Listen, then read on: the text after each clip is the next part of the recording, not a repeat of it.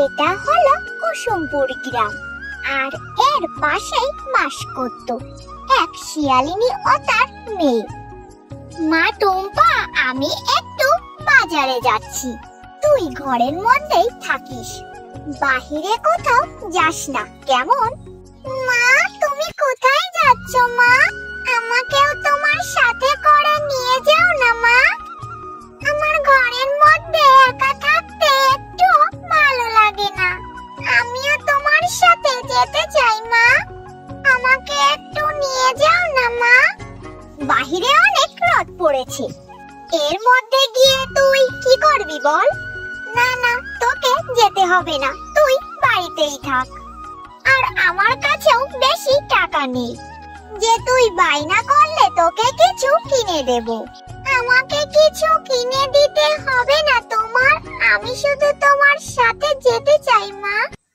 তোমার সাথে গেলে আমার একটু ঘোরাও হয়ে যাবে, আর তুমি তো আমাকে একটু কোথাও ঘুরতেও নিয়ে যাও না মা। আর তুমি তো একটু আমাকে কোথাও ঘুরতেও নিয়ে যাও না মা। আমার বাড়িতে একা একা থাকতে একদম ভালো লাগে না মা। এরপর টুম্পা তার মার সাথে বাজারে যায়। টুম্পার মা যখন বাজার করতে ব্যস্ত ছিল, তখন টুম্পা পাশের দোকানে তরমুজের দিকে তাকিয়েছিল। এরপর টুম্পা তার মাকে বলে, ও মা, ওই যে দেখো পাশের দোকানের তরমুজগুলো কেমন সুন্দর দেখা যাচ্ছে, তরমুজগুলো খেতেও অনেক মজা হবে, তাই না মা? তুমি কি আমাকে একটা তরমুজ কিনে দেবে মা? টুম্পা, এজন্যই তো আমি আমার সাথে করে তোকে আনতে চাইনি। আমি জানি তুই বাজারে আসলে কোনো না কোনো বায়না ঠিকই করবি। আমার কাছে যে একটা টাকাও নেই, আমার কাছে যা ছিল তাই দিয়ে তো আমি বাজার করে ফেলেছি। এখন তো আমার কাছে আর কোনো টাকা নেই, আর তরমুজগুলো তো বাঘিনী কাকির, আর বাঘিনী কাকি তো টাকা ছাড়া একটা তরমুজও দেবে না। তারপরেও বলে দেখি, যদি বাকিতে একটা দেয় তাহলে আমি তোর জন্য নেব। এরপর টুম্পা ও মিষ্টি শিয়ালিনী বাঘিনীর দোকানে যায় বাকিতে তরমুজ কেনার জন্য।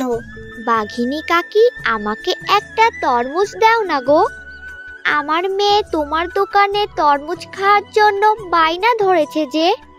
এখন আমার হাতে তো কোনো টাকাই নেই, যা ছিল তাই দিয়ে কিছু বাজার করে ফেলেছি, এখন হাত একদম খালি, বাকিতে একটা তরমুজ দাও না বাঘিনী কাকি। কি বললি বাকিতে তরমুজ? আমি বাকিতে কোনো তরমুজ দিতে পারবো না, যদি টাকা থাকে তাহলে তরমুজ দেব।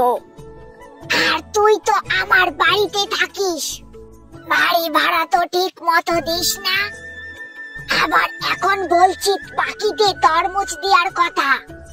শোন মিষ্টি, আগে তুই আমার বাড়ি ভাড়াটা পরিশোধ কর। বাঘিনী কাকি, তুমি তো জানো টুম্পার বাবা চলে যাওয়ার পর কত কষ্ট করে আমি সংসারটা চালাচ্ছি, আমাকে তুমি একটু সময় দাও, আমি 2-1 মাসের ভাড়া একসাথে দিয়ে দেব।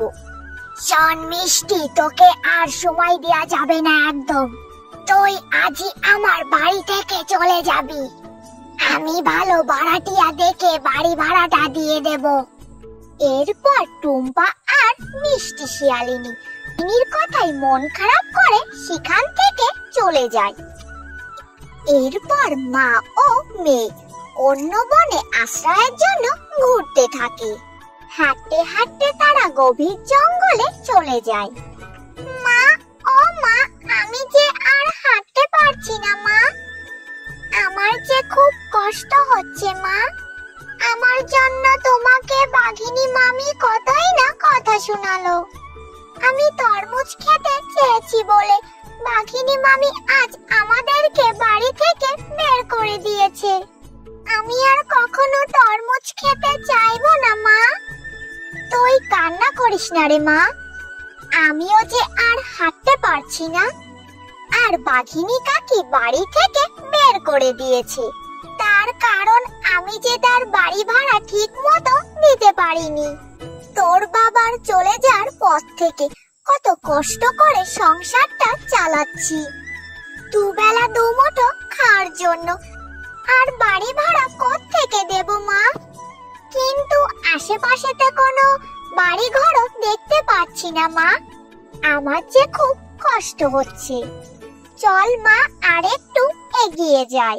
মা, আমারও যে খুব কষ্ট হচ্ছে, ভীষণ খিদে পেয়েছে মা। কাঁদিস না মা, আর কাঁদিস না। আশেপাশে তো কোনো বাড়ি ঘরও দেখছি না। আর একটু সহ্য কর মা, ভগবানের উপর ভরসা রাখ। দেখবি ভগবান সব ঠিক করে দেবে।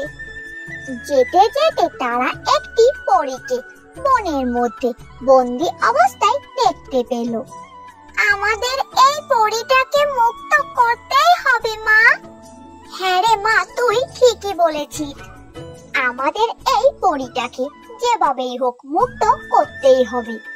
তুই এখানে দাঁড়িয়ে থাক, আমি যে কোনো একটা ব্যবস্থা করছি। হ্যাঁ মা, তুমি যা করার তাড়াতাড়ি করো। এরপর মিষ্টি শিয়ালিনী পরীটাকে খাঁচার মধ্য থেকে মুক্ত করে।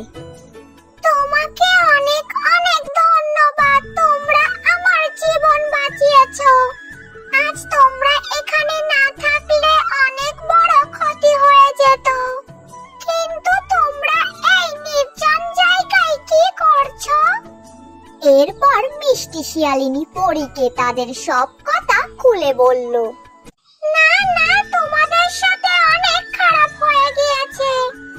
তোমাদের কথা শুনে আমার অনেক কষ্ট হচ্ছে। তোমরা যেহেতু আমার জীবন বাঁচিয়েছো, তাই আমি তোমাদের উপকার করতে চাই। এই নাও জাদুর তরমুজ বাড়ি। এখানে তোমরা সবকিছুই পেয়ে যাবে। এখানে তোমাদের কোনো কিছুরই অভাব হবে না। তোমাকে অনেক অনেক ধন্যবাদ পরী। তোমার এই ঋণ আমি কোনোদিনই ভুলবো না।